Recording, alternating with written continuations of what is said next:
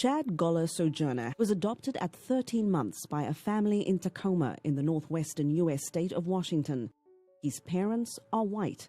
He, his brother and sister are not.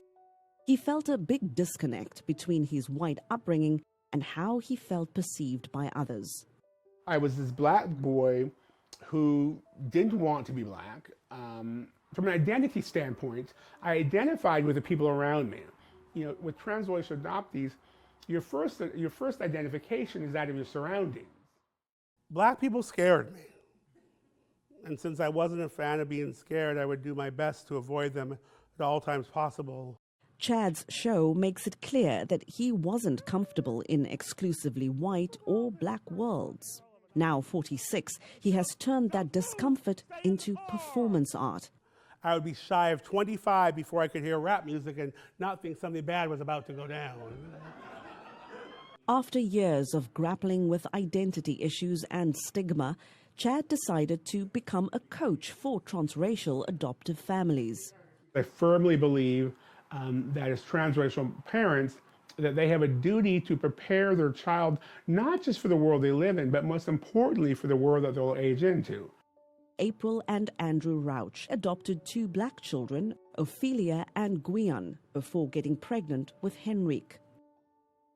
I thought that we were prepared to parent children of color, but I remember that the very first thing that really rocked our world was Trayvon Martin. Because I remember that photo that was released of him in his hoodie that looked so much like you. And we took you kids to the march here in Seattle. And that just rocked my world. That could have been you guys. 17-year-old Trayvon Martin was shot dead one evening in 2012 as he walked to his father's home in Central Florida. The shooter, a neighborhood watch captain, was acquitted of a second-degree murder charge. Trayvon's case sparked nationwide rallies for racial justice. Are you worried about your brother? Yeah. I just don't want him to get hurt because of the way he looks, because he's my brother. Chad also wanted to know more about his biological family. A few years ago, he finally tracked down his birth mother's sister. She sent him a portfolio about his birth mom, Yolandia Maria Hurt. She was an actress and had died in 2011. It was very interesting to see for the first time at 44 somebody who looked like me, and then to end up in the same profession as she did was just crazy, you know. His birth mother's memorabilia helped Chad better understand his identity.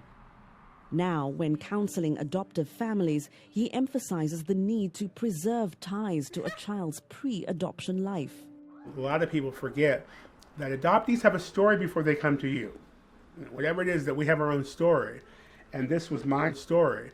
To know that I could run my fingers over here, and although she's deceased, I'm actually touching my mother. Not metaphorically, but really. And so certainly that is something beyond what I ever thought possible.